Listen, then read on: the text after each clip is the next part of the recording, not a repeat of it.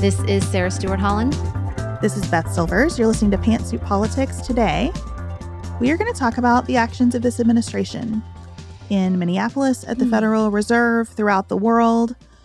And that is going to lead us to our moment that we have been bringing 2 episodes to observe America's 250th birthday year, because we have been reading Thomas Paine's Common Sense that talks a lot about tyranny. And I think tyranny is the umbrella existing over the entirety of our political conversations on this episode. And then outside of politics, we're going to take a really hard turn and talk about food. I think Sarah has a somewhat tyrannical framework for her eating right now, in that she is rejecting all soft food. But we're going to talk about food predictions from the New York Times for this year and spend a healthy amount of time digging into Sarah's feeling that soft food is off her list. I stand by it. I said what I said. Okay. Before we start, we wanted to give a special shout out and thank you to our newest executive producers who have joined us. Jenny, Kelly, Ash, and Miranda, welcome.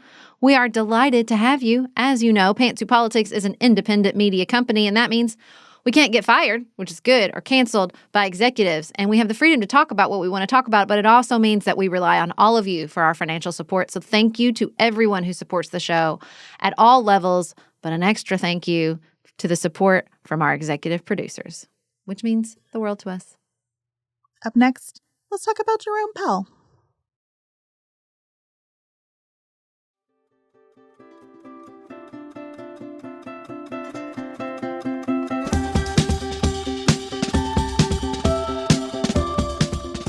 Sarah, I want to just go back to the weekend, Sunday night, when Jerome Powell, the chair of the Federal Reserve, not known for splashy social media videos, is out there going viral, saying essentially, the president is using the Justice Department to try to shake me down, and I won't stand for it. I'm wondering how you took that in. I would like to say that it was also not splashy. It was just effective. Because he does it so rarely, you forget like what happens when somebody who very rarely uses these tools uses them. Also, Jeanine Pirro is so drunk, and I would like her to go away. That's my official.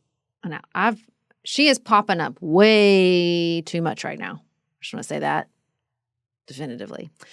So because she's the one who opened this investigation in November, and everybody got mad because apparently the one thing members of Congress do care about is the independence of the Federal Reserve. I don't think Donald Trump cares anymore, but they apparently still care.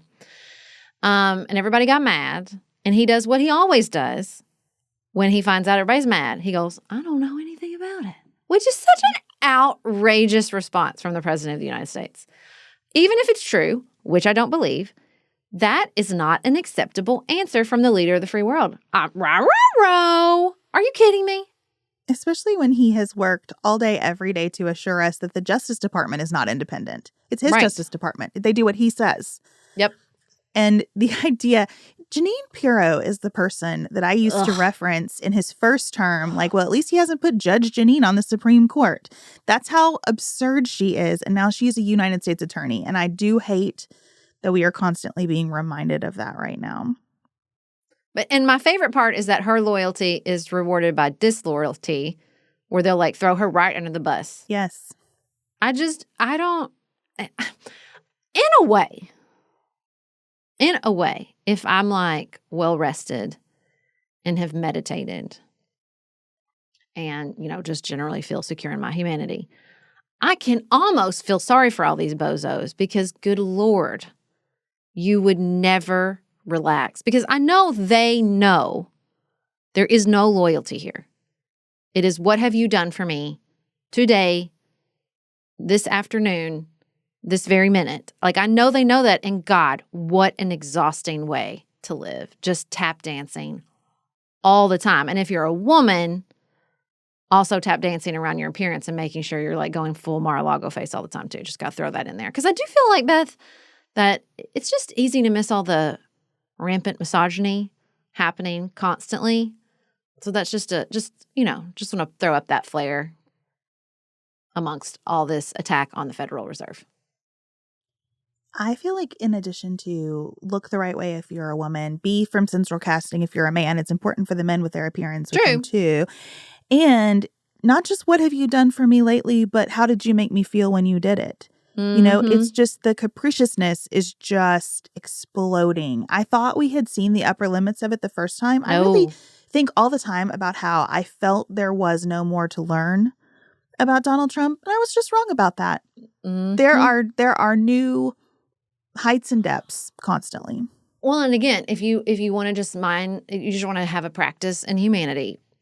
It's not just what have you done. It is the fact that you are also at the mercy of whatever anyone else may have done or said, including the person who talked to him last. So it's like can you imagine? Can you imagine how awful that must feel? And so it's like you can see how they all end up acting like big, mean dum-dums all the time. Your brain's going to be really taxed by all that choreography, offensive, defensive, the anxiety, the paranoia. Like, it's not going to help anybody put their best foot forward. You know what I'm saying? I think that's an extremely relevant point to imagine how taxed everyone in the administration is when the administration keeps filling its own inbox. Oh, yeah. With matters of extreme sensitivity geopolitically and domestically. I mean, if we're doing a little trip down memory lane, do you remember the late fall, early November, around all these elections? And we're like, oh no, people care about affordability. And this is a real weak point for him. And people are concerned that he is focusing too much abroad and internationally and not paying attention to the hardship domestically. And we were told he was going to start paying attention to that. And instead, what we have received is an incursion in Venezuela, an argument that perhaps maybe if we feel like it, we will bomb Iran. Oh, we're going to invade Greenland. But don't worry, affordability is a hoax I'm paying attention to, while I'm also basically putting multiple American cities under siege. Everything's fine.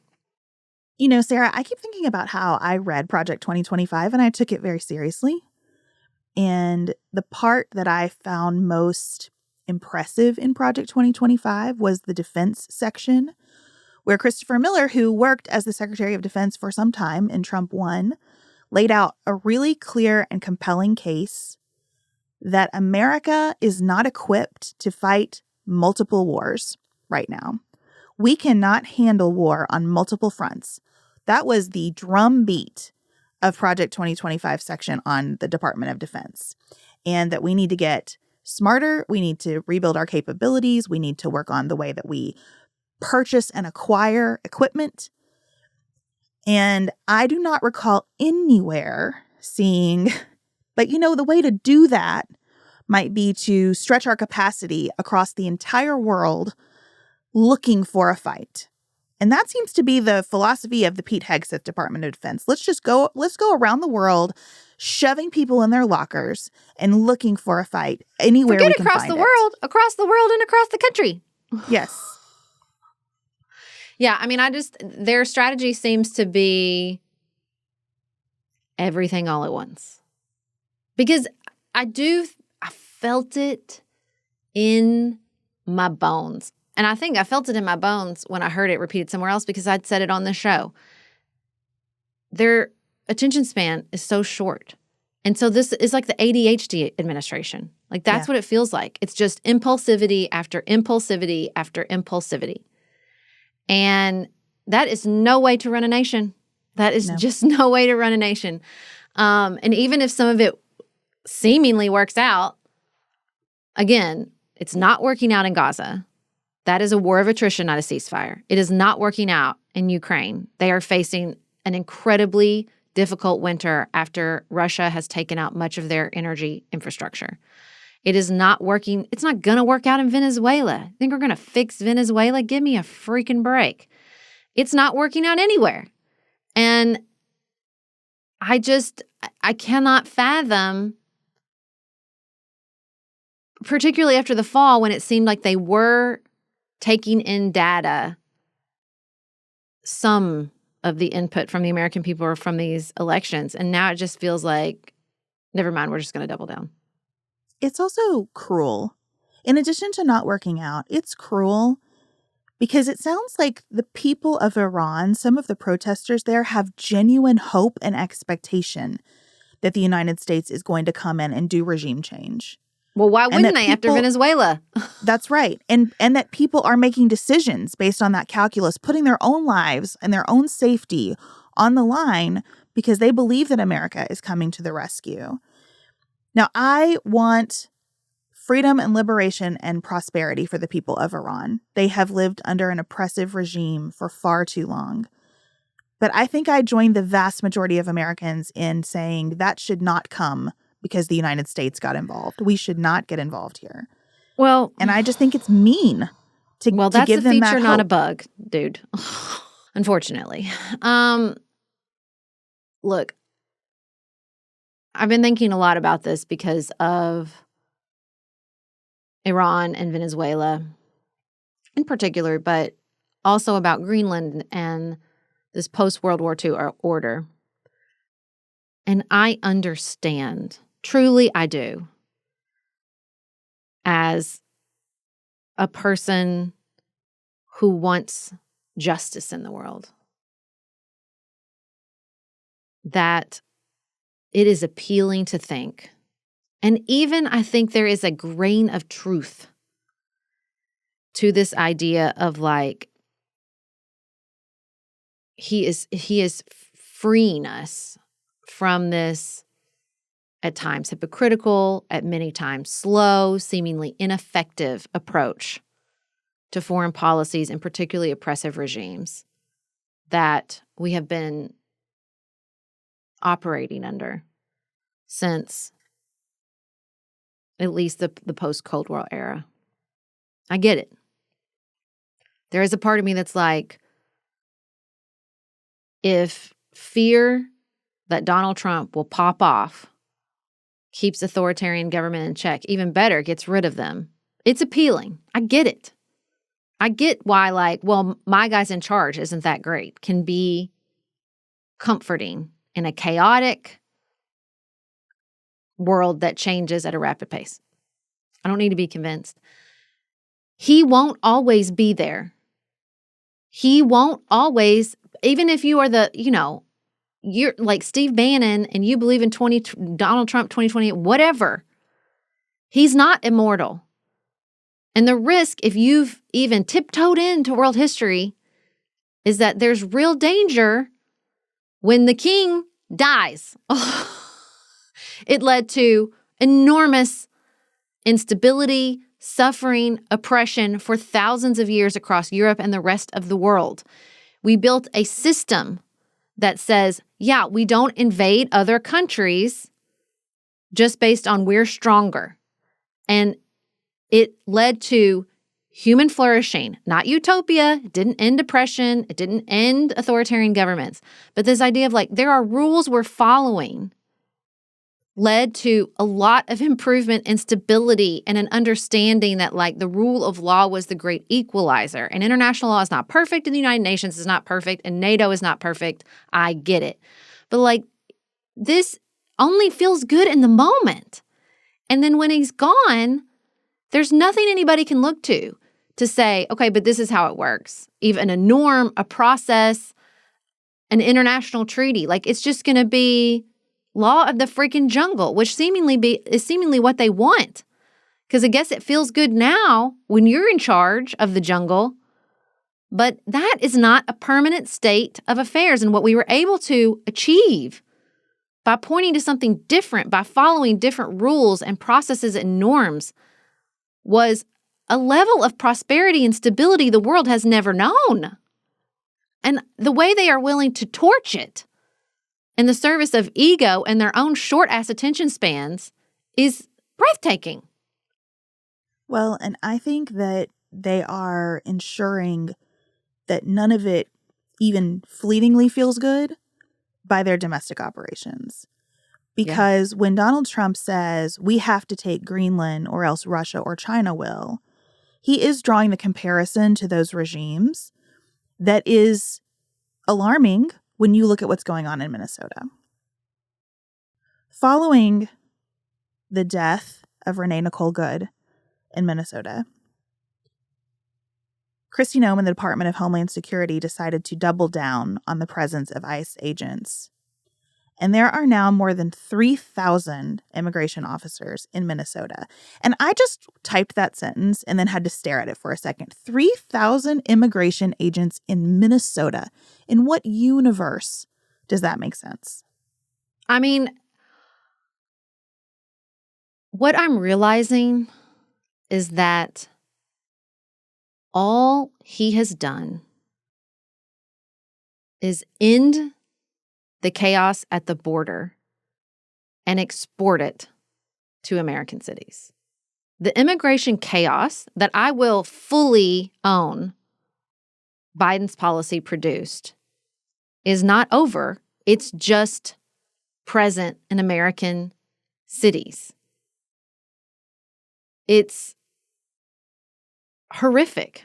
It is horrific. The videos, the way people are describing what it is like to be in Minneapolis right now. And again, this is Minneapolis. Have y'all ever been to Minneapolis? Like, this is not, you know what I mean? Like, this is not some scene out of RoboCop, man. Like, this is Minneapolis in the winter. People are making their casseroles and trying to stay warm, okay? Like, I just don't understand why the upper Midwest is where they have decided to launch an invasion. It is outrageous. It is ridiculous. It has dick all to do with illegal immigration. I am seeing the videos on social media. I am reading the reports. What has touched me most is hearing directly from listeners of ours, people we know, people who've listened to the show for years. And I fully understand that you and I can be a tough hang for people if their tendency is to really talk about what the administration is doing in extreme terms, you know, because we have tried to be very careful as this new administration has come into office to not repeat things that we see as mistakes from the first time. Like, we have tried to be really reflective and cautious. And when I hear from listeners who have been with us through all that, who've stayed with us, even when we have like rubbed them the wrong way or, you know, taken a tone that didn't match what they were feeling. And I hear from them in such detail, so specifically what's happening on the ground in Minneapolis. It is to me incredibly persuasive. And we appreciate all of those emails. We're going to play for you a voice memo from Natalia, who we have known for years now, describing what she has seen. And it's a couple of minutes, but I think it's absolutely worth everyone's time and attention. Hey, Sarah and Beth. It's Natalia from Minneapolis. I was going to write an email, and all I could think was, I don't even know what to write in an email, except people who aren't here don't know how bad it is. It's so bad. Somebody just got abducted 2 blocks from my house. I'm in South Minneapolis. I'm in a quiet neighborhood. ICE has been everywhere this weekend. They are driving erratically and unsafely. They are blowing through stop signs. They are pulling people off the streets. They are grabbing observers out of their cars. They are pointing guns at people's faces and threatening them, saying things like, "Didn't you learn anything last week? Make a good choice so you have a good day." Like, it's just tiny men with big guns on a power trip, and it is horrific and so scary. And like, I'm a white lady, you guys. I'm fine. Like, I'm probably fine. Oh, I don't even know if I can say I'm fine anymore. But like, they're not targeting me, and yet they are hurting people who get in the way. And it's just it's not just Renee Good, right? Like, that's part of the fear that lots of people have. But Minnesotans are putting their bodies on the line and like standing up for their neighbors. And you should see these chats I'm in. They're incredible. I mean, people are, hey, there's a ICE vehicle pulled over and people are like, on my way. And they just run towards danger. And it's so horrifying and hopeful at the same time. Like, I don't know what that word is, but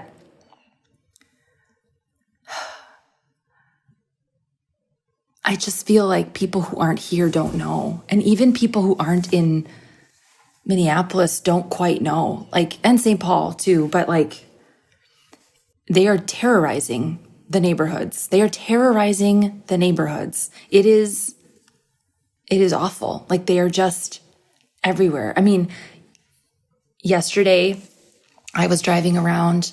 There were ICE vehicles. You watch them disobey traffic rules. They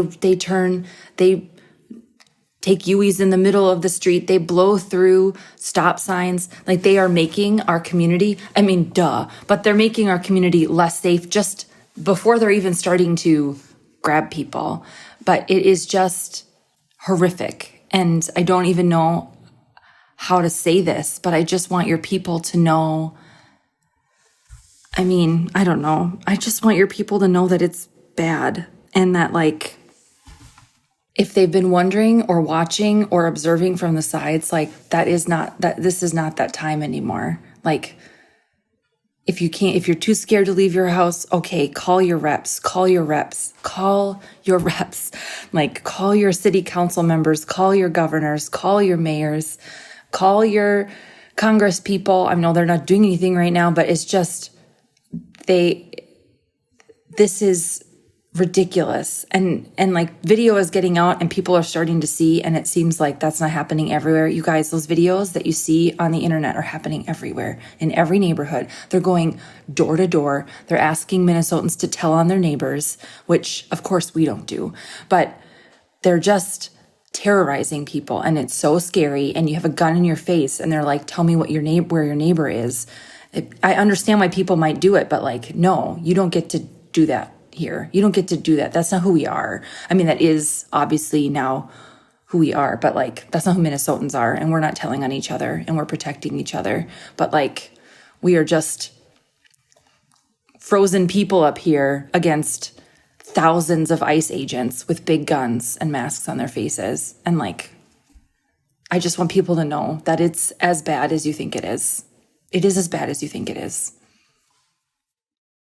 Yeah, I was going to say before we played the clip, stay tuned, because I'm done. I'm done being careful. I don't know. Maybe it's just because we were reading Common Sense by Thomas Paine. I don't know another word for this but tyranny. I truly do not. I do not know another word for what is taking place in Minneapolis but tyranny. I think that's right. I mean, it serves no one. When you listen to what the administration says they're doing, it sounds like tyranny. They're sending ICE agents to protect ICE agents. There is no pretense of protecting and serving the American public. The American public now is the enemy of the ICE agent. Yes, absolutely. That is a messed up system. That is the philosophy of a government that is no longer there for the people and by the people and of the people. And I think all the reporting that you hear surrounding ICE, and we're just at the tip of the iceberg, right? There are people coming out early with information about ICE training and procedures and incidents. We're going to have a flood of that, a tsunami, as more outlets are able to confirm that reporting and dig in deeper. But what we know right now is that they have hastily assembled this force. They will hire damn near anybody to serve in it. Including a Slate reporter. Including a Slate reporter who did not complete any of the paperwork or pass a drug test from her own perspective. She said she just wanted to go through what the experience was like. And this is Laura Jadid at Slate. And it's really worth reading her reporting because, to me, in addition to the sloppiness of the hiring process, the carelessness, the recklessness of the hiring process, she also describes an attitude that is present present in the recruiting stage. We want to put as many guns and badges out in the field as possible. We want to combat these liberal cities. We're proud of our new pepper ball guns. You just pop them up. This is a quote, but let them disperse and cry about it. Against American citizens. They are from the recruiting stage, bringing people in to be adverse to American citizens. So what do you call that other than tyranny? And look, it's not even the approach to ICE. It is now the approach to this investigation into goods killing. You have 6 federal prosecutors, people who were leading the fraud investigations that the Trump administration claims they care so deeply about, resigning because J. Edgar Hoover style, they're investigating her widow and her politics. What is this? I know what it is. It's tyranny.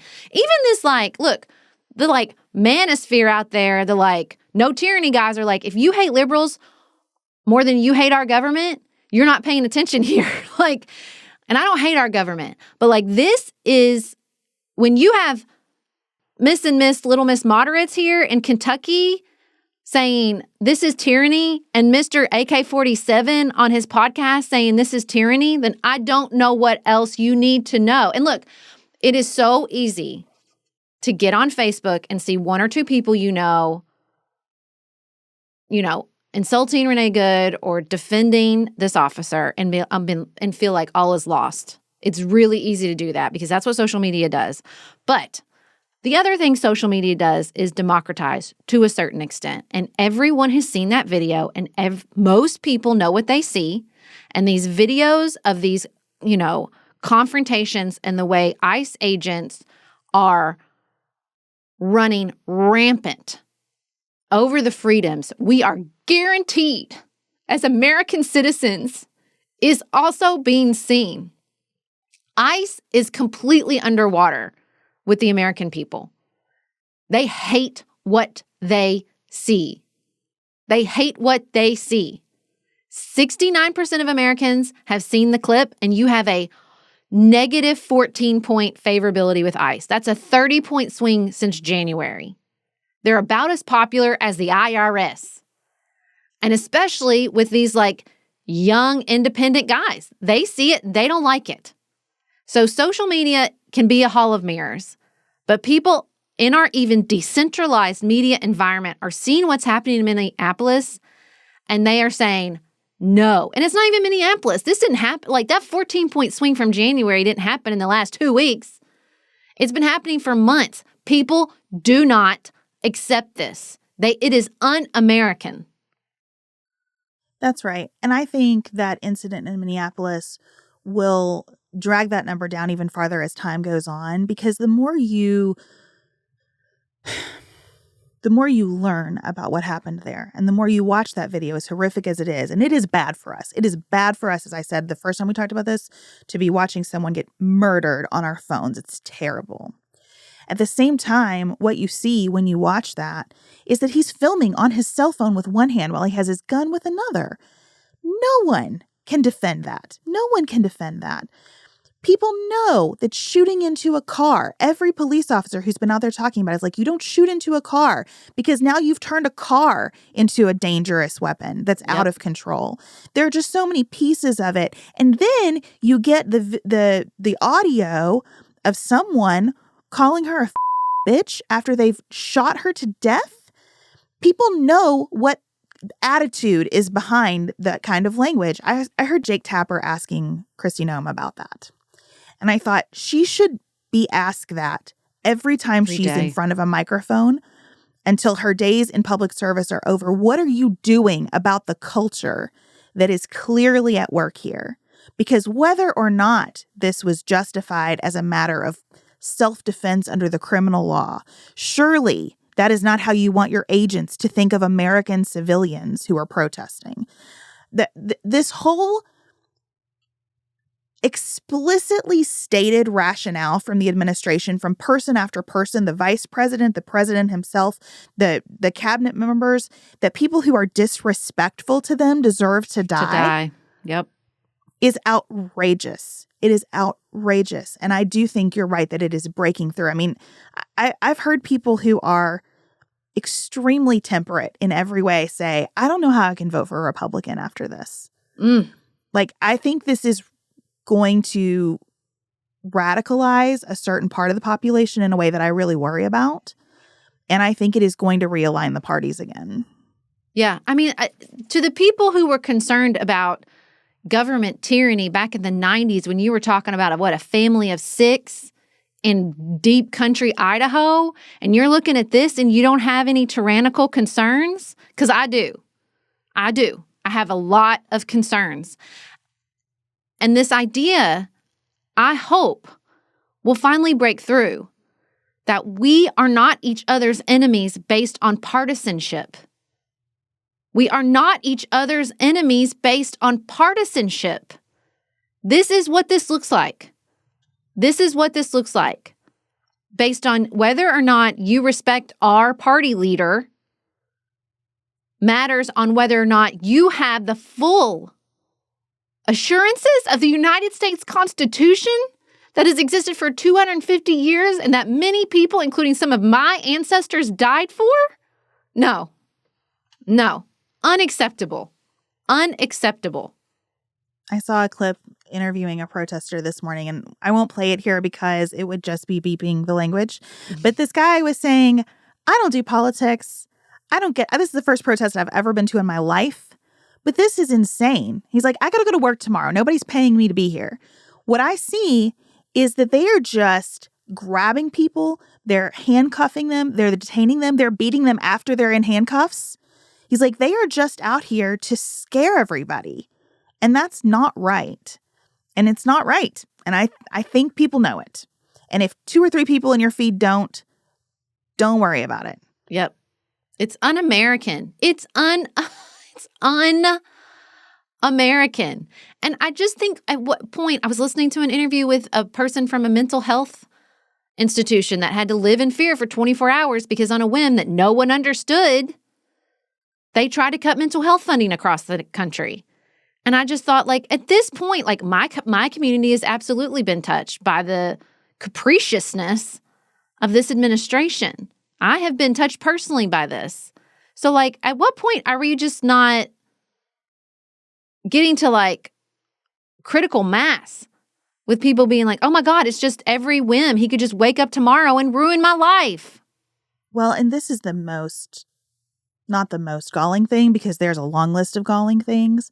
But the idea, and this is relevant as Congress has to pass a budget this month, the idea that we were spending too much money trying to prevent the spread of malaria and E. coli throughout the world, or too much money having investigators going to schools to get asbestos and lead out, or too much money having people at every Social Security office to help people figure out their benefits. The idea that we were spending too much money on all of that, but we can pay these guys a couple $100,000 and a $50,000 signing bonus to go rough up their fellow citizens, that we can have a blank check for pepper spray and for bullets and for masks. I mean, but not body cameras. You know what I mean? Like, it's just, none of this adds up anymore. And I'm curious, Sarah, what you think Congress ought to do with this budget process now. I feel myself becoming kind of a single issue voter. And that single issue is, will you use the power you have? Yeah. I'm ready to see Congress do something meaningful here. Well, it's so interesting because my head was spinning. I thought you were going to say is, how much does it make sense to cut mental health facilities when you're so worried about the fentanyl crisis, you're ready to invade a cocaine-ridden country like Venezuela? Like, you know, like it's all based on whim. You do not need to care about politics at all to understand that it is based on whim. And you don't need to have taken a United States civics course or a history course to understand the basics, that our founding fathers were worried about this, and that is why we have a system of checks and balances. And you know what I'd like to see? A check. That's what I'd like to see from Congress. A check, any check, at any time. That would be great. And that check can come in the form of the checks. They have the power of the purse. Like, they can shut some of this down, and they need to. And I don't care how it's framed. there's all this conversation about, should we say abolish ICE or reform ICE? Don't care. We know what Donald Trump did when he thought that things felt out of control with immigration. He said, we're going to pause everything until we figure out what the hell's going on. That's what I'd like to see Congress do. I'd like to see them pause ICE until they figure out what the hell's going on. I mean, hell, 46% of Americans support abolish ICE. I felt myself cringe, and I'm like, then I read that statistics, I'm like, well, hell, okay, fine. I'm not going to cringe anymore. If everybody's like, you know what, never mind. We actually don't like the president having his own personal paramilitary force. Yes, correct. That is ICE is the most well-funded law enforcement group in the nation right now. And I don't think Americans like it. We also don't like seeing Stephen Miller on television telling them, do whatever you want. You have total protection and immunity. Do whatever you want to do because we got your back here. That's just, it's not okay. Oh, he's got their back from a military base where he moved. I know. Stephen Miller can miss me completely. Thank you so much. Well, before we wrap this segment up, we want to go back to something that one of our listeners told us from Minnesota. Kate wrote in and shared her experience, which is also horrifying, the things that she's seeing and the things that are happening all around her. And she also said, please keep reminding us that there's good in everyone. Please keep reminding us that when we let hate, anger, and fear take over, we lose ourselves, not our enemies. And know that in Minneapolis and in Minnesota, you shovel your neighbor's sidewalk, you push a stranger's car when they get stuck, and we will continue to protect our neighbors and our values as long as it takes. And that is the kind of resilience in the face of tyranny that this country was founded on. And I really, really appreciated Kate giving us those words to close this discussion out. Next up, we have been reading Common Sense by Thomas Paine. You have to say it that way to keep your millennial in good standing card. And we're going to chat a little bit about that pamphlet that kicked off the revolution. I want a revelation.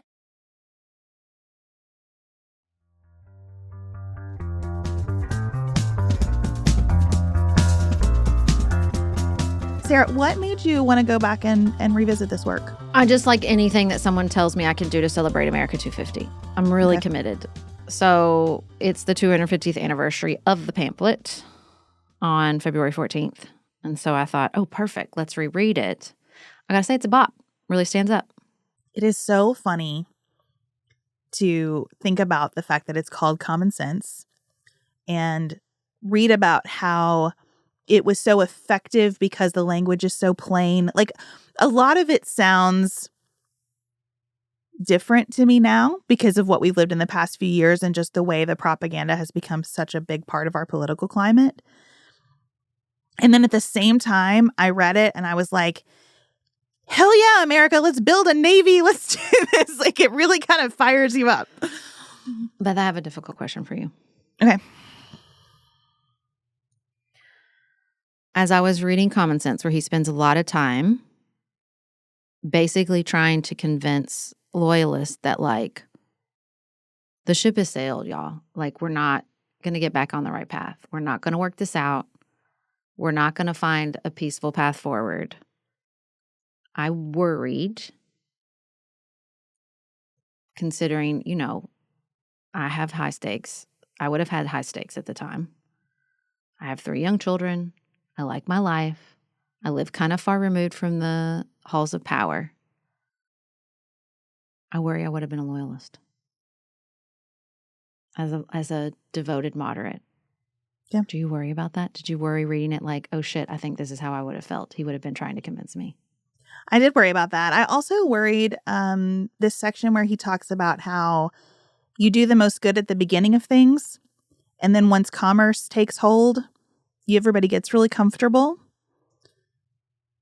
Commerce diminishes the spirit both of patriotism and military defense, and history sufficiently informs us that the bravest achievements were always accomplished in the non-age of a nation. That didn't feel great to me either. Yeah. I just, and I felt this during the American Revolution, the documentary by Ken Burns. Like, you just forget, like, even the Minutemen, absolutely the local militias, like, they were just kind of constantly like, can't we just get back to normal? Can we just, I don't want to do this anymore. This is enormous sacrifice. I'm losing my life. My friends are losing their lives. My farm's falling apart. My family is at the, whims of British soldiers marching through the countryside. Like, it just reminds me, like, man, it's the safety of status quo is always so enticing, and how incredible it was that so many people said, yeah, I know, but we can't. I know you want to, but we can't. Like, I felt that from Thomas Paine. Just like, I get it, guys. I get it. But it's over. Violence is now the answer. I mean, that is the argument he's making. He is not saying, like, yeah, there's common sense and yeah, there's reason and I'm going to make this case for you, but be clear about what I'm arguing here. The time is for war. And I just wonder if I would have ever been a person that would have said, yeah, sure, war. Yeah, I don't know. I mean, I also was really compelled by him saying, in the long run, this is for peace. Yeah. Because kings make war, monarchs lead to war, republics tend toward peace. It is critical that the people, like, I think he was saying the same thing, but saying this is just our time to get there. Because you do, and you see it now, you know, when you have someone who believes he is only beholden to his own moral code and nothing else, Yep. you end up in whatever fight he wants to pick. And when you ask the whole, people say, no, I want to just get on with my life. Yeah. I don't want to be embroiled in that kind of conflict. I mean, I hope that, you know, there was definitely a part of my life in my early 20s. I've been going through a lot of my, like, memorabilia, the archive of my life. And I found this, like, printout of a paper ad in Lexington that we took out with, like, the undersigned or opposed to the Iraq War. My name is on the list. Griffin thought it was very cool. And so there was definitely a time in my life where it just, you know, hawk was such an insult, like, to be pro-intervention or pro-war or anything. But there was definitely a point later in life that I stopped feeling that way, and that I definitely understood, and definitely through the lens a lot of Hillary Clinton's particular approach to foreign policy, that I was like, okay, I can be persuaded, and I do understand certain people's approach that, like, no, at a certain point, you have to step in and there has to be action, and the time for diplomacy is over. And so I hope I would have been persuaded by Thomas Paine that, like, yeah, you might protect your son's lives in the short term, but what promise will they have if we're constantly under the tyranny of a monarch? I thought he says a lot. He's got a real good riff against hereditary monarchy. But I thought one of his best things was, like, who ever heard of a tiny island ruling a whole continent, just geographically? I was like, yeah, that is so stupid. Whoever thought that was going to work? There are lots of pieces like that where the common sense name really rings true, where he's really appealing to just anything. He's like, look, you want to talk about this religiously? I got you. You want to talk about it geographically? I got you. You want to talk about the wisdom of a child having dominion over a whole empire, and then the way that advisors in the background are actually pulling those strings unaccountably? I got you.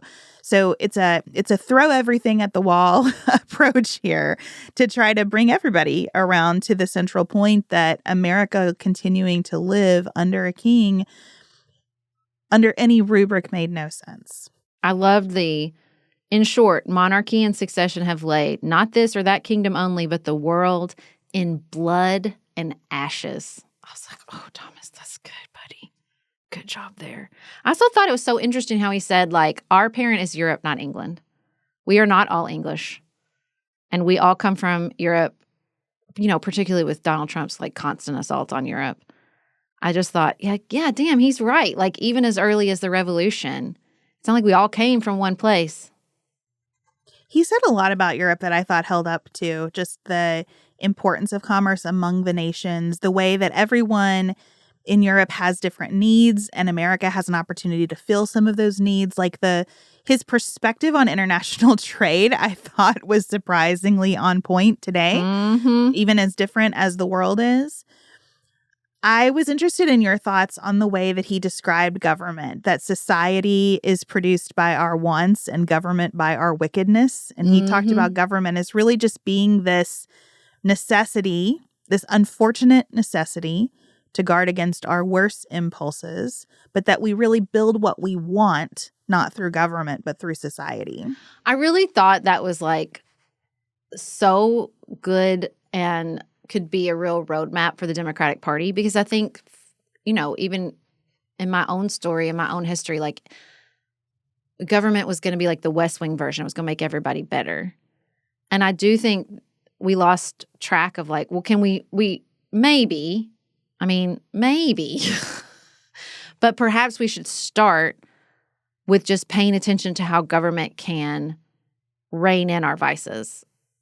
Like I use that word very specifically. Like I would like to see government rein in gambling. I would like to see government rein in porn. I would like to see government rein in, obviously, crime. I was really like, I love James Tallarico being like, we have to do public safety first or foremost, or what is even the point? And I think we kind of lost sight of that. So like hearing him sort of lay it out, like if we don't do that part right, we can't get to anything else. And if we neglect the role society plays, which I think conservatives have always done a better job of like sort of naming, at least when I was coming up, maybe not now, but like naming that like this matters too, and liberals kind of scoffing at it has definitely harmed the body politic.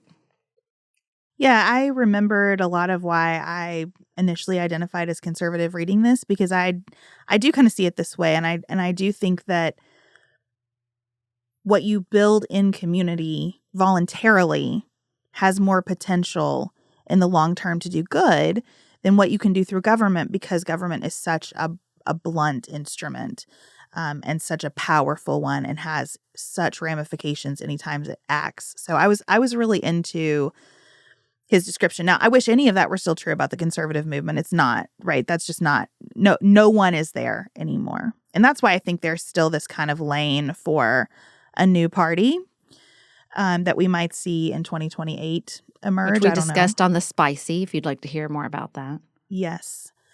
But this was a great exercise. I really enjoyed reading it. And I really related, when I was thinking about Minneapolis, to the part where he talks about how when you experience tyranny from government, it is even more miserable, because we make government. Government isn't natural law. We in theory consent to be governed in some way.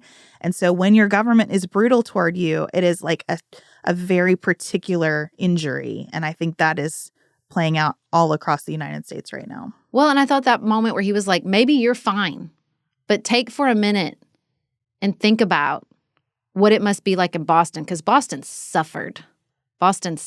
They were fully occupied. And I think it is so tempting to be like, well, I'm okay. And not realize like, yeah, you are, but Minneapolis was okay when they were doing this in Los Angeles. And Los Angeles was okay when they were doing this in other cities, right? Like it's just, you cannot always wait for it to knock on your door, or it might be too late. And I thought he named that particular pain and the way it is important as a group of citizens to take the harm to any as a harm to all. The part of the margins that I wrote, when he was talking about the composition of the Continental Congress. At least 390 members, Beth. I knew you were going to park on that. God damn it. Do you know what the population of revolutionary America was? 2.5 million. Yeah. And they had Thomas just Paine a would say, smidge. uncap the house. Uncap the house. We're over 10 times the size. So I think we should start it with at least 4,000 members. Thank you so much. 390 in 1776. And in 2026, we're looking at 435. You know, part of what I loved in here is how he would say, I'm just trying to hint at things. Like, you come up with another plan. I'm just throwing some stuff out. And I loved that spirit. I love thinking about how, like, this is basically an editorial that he wrote and just got it to everybody, and it made this enormous difference. I referenced Project 2025 earlier. I think that's what I respected in it, even as so much of it I completely disagree with and find some of it abhorrent. But like, I respect that idea of how powerful it is when people sit down and say, I got a vision, and I'm going to share it. You have your vision. You can pick at this. You can tear it apart. You can take some of it and evolve it in your own direction. But it is a big deal to be willing to lay out a vision. And I loved that he was like owning, this is my vision, have your own, but we got to talk about it. We got to do something. I do want to say that, yeah, there were parts where he was like, let's just talk about it. And there were parts where he was very much standing on moral clarity and a moral foundation. And it wasn't just the policy will get us closer. It was, this is a matter of, are you a good person or are you not a good person? And particularly in that section about Boston, and it is the good fortune of many to live distant from the scene of sorrow. The evil is not sufficiently brought to their doors to make them feel the precariousness with which all American property is possessed. And he like kind of goes off and is like, maybe you feel that way, but that is wrong. I mean, I put exclamation points because this was like so forcefully written and contained such moral judgment. He said, hath your house been burned? Hath your property been destroyed before your face? Are your wife and children destitute, on a bed to lie on or bread to live on? Or have you lost a parent or a child by their hands and yourself the ruined watch survivor? If you have not, then you are not a judge of those who have. But if you have and still can shake hands with the murderers, then you are unworthy of the name of husband, father, friend, or lover. And whatever may be your rank and title in life, you have the heart of a coward and the spirit of a sycophant. Thomas. Yeah, I don't know totally how to feel about that. I really struggled reading all of the places where he was saying this cannot be reconciled, because that's generally not my view of life.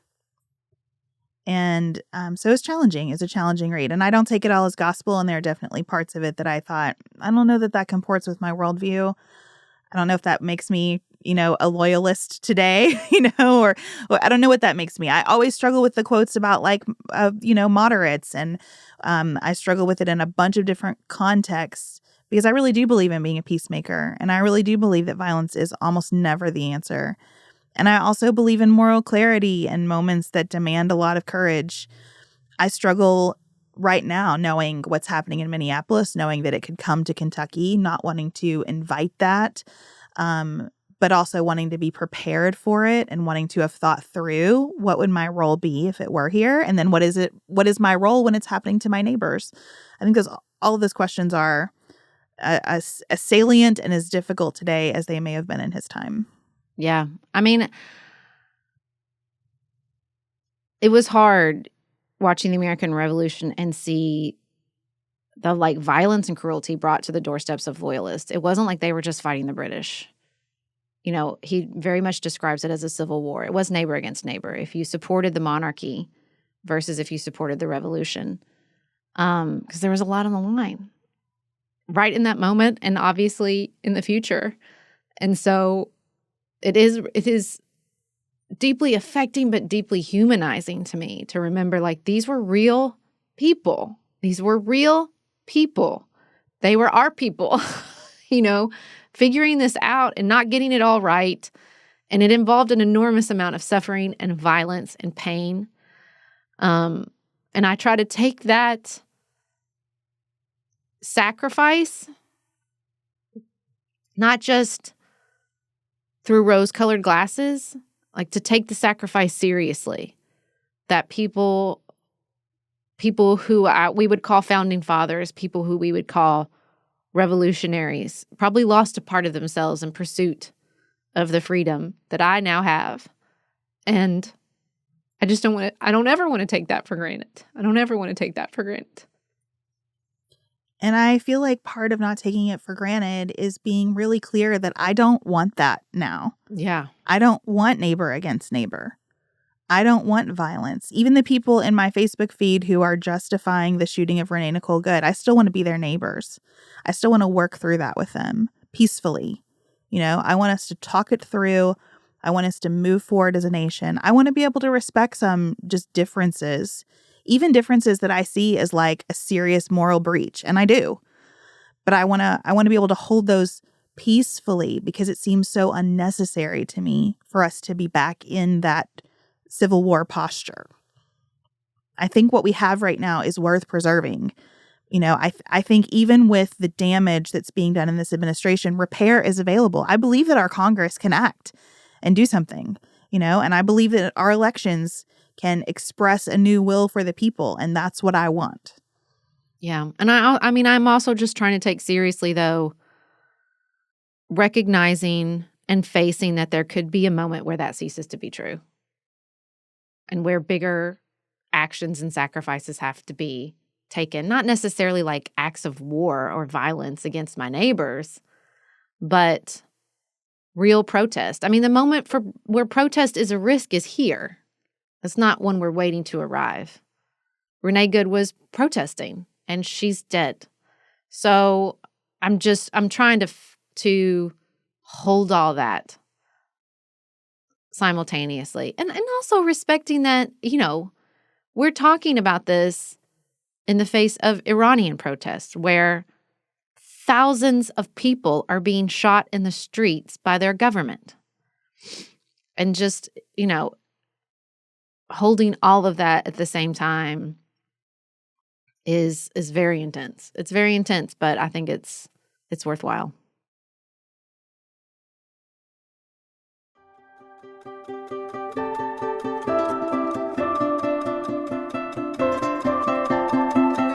We always end our episodes by taking a very hard turn to something that's just light and human. People call it the exhale of the episode.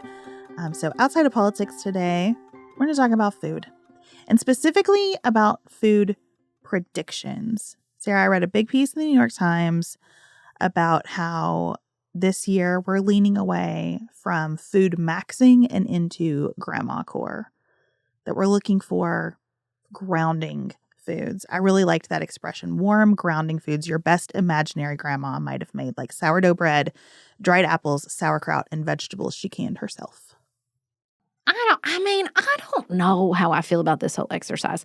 Like, I think it's interesting to hear how food patterns are changing, but predicting food trends seems bananas to me. I mean, I know they have like a $1 billion industry. I know they must do it.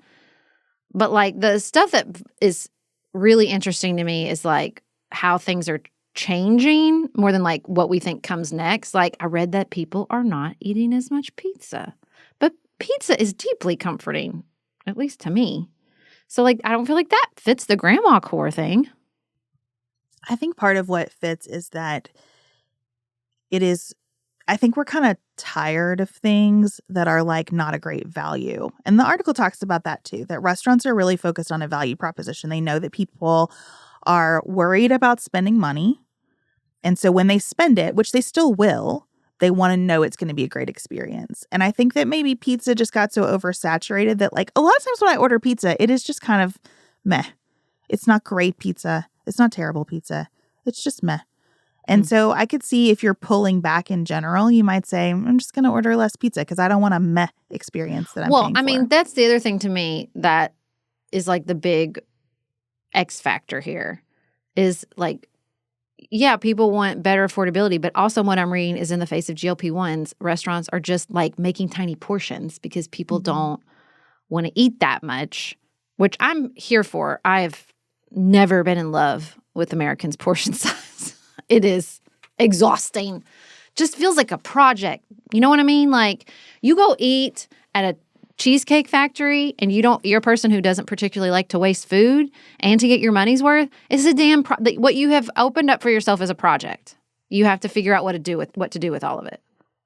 Well, I think one of the trends that I was excited about is kind of away from the Cheesecake Factory specifically, because that menu is like a phone book. It's daunting. They're serving so many things there. And what experts are predicting is more restaurants with pretty limited menus where they do just a few things really, really well. And I like that a lot. I like a very focused experience where you go in, you know what it's about. You don't have to make a ton of decisions. And you need to take your happy butt to Japan because that is how they live and breathe over there. It's like we do whatever we do in this particular restaurant or this particular place you're eating. We do the one thing and we do it really, really well. I mean, not like the one thing, but yeah, kind of usually just like the one thing. And it's like weird because like Griffin talks about this all the time. Like when we went to Italy, like we were so exhausted with the food choices because they have different pasta specialties a little bit depending on where you are, but it's a lot of pasta. And it's a lot of pistachio cream-filled pastries, which you think you wouldn't get tired of, but let me tell you, you would. But we never felt that in Japan. Like we just never felt tired of the food because it was all so different and because you didn't feel like you were facing the same choices over and over again. You know what I mean? So yeah, I mean, I'm into that for sure. I don't want to go to a place that serves sushi and pizza ever in my whole life, ever. I want to go someplace that makes, like the Bear, like they make the one sandwich. And so you go there and you eat that sandwich. I also was really excited to read that restaurants are thinking about how loud it is everywhere. I hate that. I hate that. How long have I been talking about that? That maybe we'd like to have quieter experiences. First of all, I'm auditorily sensitive. I carry earplugs everywhere I go. There was a piece in the Post about that. Like, it will deafen you. Like, it will actually harm your hearing. I think all the time, Beth, about that little restaurant in Nashville that unfortunately I do not remember the name of that we ate at before we went to see Brandy Carlisle at the Ryman. And it was like tiny rooms and there was carpet and booths and it was bliss. And I remember thinking like, why do we not have restaurants like this anymore? Do you remember that restaurant? I do remember that restaurant. I don't remember the name of it either. God, I don't even remember what we ate, but I remember. I don't either. I just remember how quiet it was. Oh my God, It was so nice. But I also remember a restaurant in Nashville that we went to that pretty much only did fried chicken, and it was phenomenal fried chicken because they were focused on what they were doing. Listen, y'all. They honed the craft. To the Nashville of it all. And like they don't need a shout out from me because they just got like a Michelin Gourmand designation. There is it's like an outdoor food park thing in Nashville, and there's a place there called SS Guy, and they make Korean fried chicken, and it's so good. It's on the way to the airport from where I live. It's so great. It's so good, and they literally make like 3 things, but they are perfect, and you would eat them a lot. I love the markets that bring basically food trucks together. So then you get a lot of choices in one space, but you're going to the place that just does the one thing really, really well. That's a trend that I hope continues. The last thing I wanted to point out from this article that I just think needs some discussion is the prediction that cinnamon rolls will be everywhere and move from sweet to savory. I don't want a savory cinnamon roll. No, thank you. That sounds like garlic bread. What are we even talking about? I don't know what that means. I don't really know what it means either. I mean, I can see it being less sweet. I'm in for less sweet because sometimes you get a cinnamon roll and it is like so overwhelmed by sugary cream cheese that it's too much. I don't know. Lisa's been on a cinnamon roll kick. So I'm kind of cinnamon rolled out. I ate like 4 different pans and they were very good over Christmas, but I don't really want any more cinnamon rolls right now. I thought you were going to talk about the texture thing. I want to say one thing about the cinnamon rolls before we move to the texture. I made a cinnamon roll cake for New Year's Day because I had Is that not just coffee cake? I'm confused. No, it was very much like cinnamon rolls. Like you used panko and you got that like texture that a good cinnamon roll has in between the layers. And it was baked at like bundt cake style, cream cheese frosting. It was so nice about it because I had too many things that needed to come out of the oven at the same time for brunch. A cinnamon roll needs to come right out of the oven and be served. This cake you make the day before and it's actually better, after it has spent a day just kind of becoming itself. And it was delicious. And I think a really good way to get the joy of a cinnamon roll at a brunch without the last minute pain of it. I just don't understand this. I feel like cinnamon rolls already were everywhere. Cinnabon is like such a dominant force in the freaking grocery store. First of all, I think Cinnabon is disgusting. But it's everything. There's Cinnabon flavored cereal, and there's Cinnabon flavored yogurt, and there's Cinnabon flavored popcorn flavoring. I'm not making that up. I bought it for a game. So I don't understand. Why do we need more cinnamon roll? I feel like we've done it. We did it. I just think I'm a pass, man. I just think I'm a pass. Okay. So we talk about texture for a second. They're thinking that chewy is going to overtake crunchy. And I don't feel that. I love crunchy. I don't understand what that means. I mean, I understand what the words mean. I think texture is highly personal and does not shift year to year based on trends. That is my beef. Did you kind of love that it's somebody's job to write this? That's so stupid. I think it's stupid. Sort of amazing. But just because I've come to my own really very personal journey on texture, it's just taken me a long time because I think I really wanted the identity of someone who ate anything and everything, which I mostly am, that it took me a long time to like realize I do not enjoy soft food. I don't. I've heard you say this so many times and I really struggle with it because I also feel like, don't you enjoy pasta and soup and ice cream? Okay, first of all, I don't enjoy ice cream that much. Ice cream will sit in my freezer for months and months and months. I like soup, but I really don't like soup that doesn't have anything in it. So like I've realized like I don't actually love, the only reason I like tomato soup is to dip my sandwich into it. Like I would never just choose to drink it, which is basically what you're doing. So like, I guess not really. What I mean is like, never ever am I going to just pick up a banana and eat it. No, thank you. It's like gumming something. Blech. No, thank you. Mm-mm. Or like, and I really learned this in Japan because the Japanese, like they love like a pillowy sando. They love a like pillowy dessert. And I don't want that. I just don't want it. I don't want it. I want to chew it. I want to chew my food. I don't want to gum my food. If you could eat it and you don't have teeth, I don't want it. Okay. You see what I'm saying? I mean, I hear you. I hear the words. They don't compute. Do you not for have me, any texture preferences?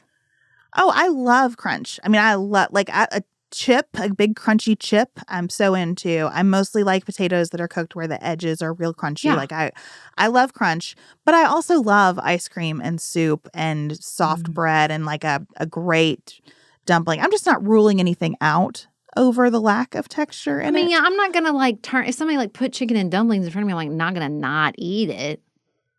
I'm just saying like I wouldn't order it. You know what I'm saying? Like I would never because there's always and I love be a banana. Ugh. I'll be honest with you. Ugh. I love a banana. No. Well, I love a smoothie.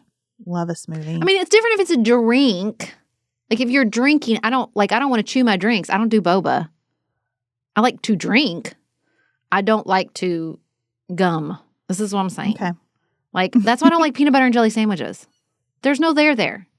I know. It's just funny to me. I feel like this has become very important to you, and I just don't relate to it at all. Because it really put together some things that I was like, why don't I like these foods? Like I couldn't quite tell you. It's not like I hate all banana flavors. Give me a piece of banana bread, please. But and it's not that I thought it was like, well, maybe I don't like peanut butter, but that's not it either. I love peanut butter cups. I've even come around on pad thai as long as the peanut is not too strong. It's the texture. It really put some pieces together for me. But banana bread is also pretty soft. I put walnuts or pecans in my banana bread. Would you want it if it didn't have nuts in it? Would it fall under this rubric where you toss things over their lack of?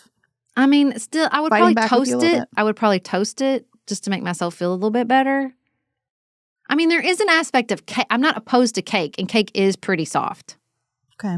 So maybe that's just like a different. I don't know how I justify that to myself. Actually, I mean, I don't love cake. Is not my favorite dessert. My favorite dessert is cookies. You know what cookies have? A lot of chewing involved. Well, I'm just going to say another thing you don't like. You do you on this because that is not for me. But anyway, I'm excited to hear what you all think is coming this year in terms of food trends. Do you think there are food trends? Is this all just silly? I don't know. Maybe it's silly, but I think it's very fun. I forgot one more thing I wanted to say. I love this idea that we're going to see more flights. Oh, yeah. I'm beyond into wine this. And beer to flights of cream cheese or flights of sliders or flights of fruit. I don't like to pick. Love that. You know I don't like to pick. I hate picking. So a flight just checks every box for me. I want to have one bite of everything on the menu. So perfect. Great. Love it. All right. Thank you for spending time with us today, talking about lots of things that do not matter and then the things that are the most fundamental to our nation. We really appreciate your tolerance for the breadth of topics here. We'll be back with you for a new episode next Tuesday. Until then, have the best weekend available to you.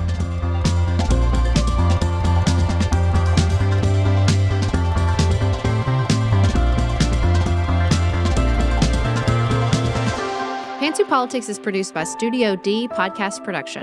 Elise Knapp is our managing director. Maggie Penton is our director of community engagement.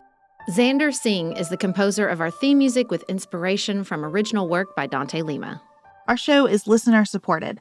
Special thanks to our executive producers. Stephanie Elms. Sasha Egolf. The Villanueva family. The Bookshelf on Church in Kilmarnock, Virginia. Laura Martin. Kristen Wendell. Christina Werner. Kimberly Ludwig. Julie Huff. Jill Biziano. Jessica Borrow. Jan Feltz. Jackie Franklin Earp. Heather Ericacy. The Shardy family. Ellen Burns. Connie Perchetti. Christian Campbell. Beth Loy. Ashley Terry. Anya Bensaka. Carla Hegemeister. Emily Ho. Emily Grover Kopek. Christy Johnson. Sharice Winter. Ashley Kennedy. Mark and Rachel Redman. The Dixon family. Liz Kamenetz. Christy Matthews. Kaylee Adcock. Jill Jacqueline. Caroline Ahern. Laura Tennant. Chelsea Garter. Ellen Scott and Karen Shoebottom. Jeff Davis. Kathleen Gallant. Michelle Wood. Nicole Burkloss. Norma Starry, Paula Bremer, Sarah Little, Vicki Jackman, Will and Jess Conway, Molly Smith, Melinda Mullet, Amy Flannery, Janelle Baker.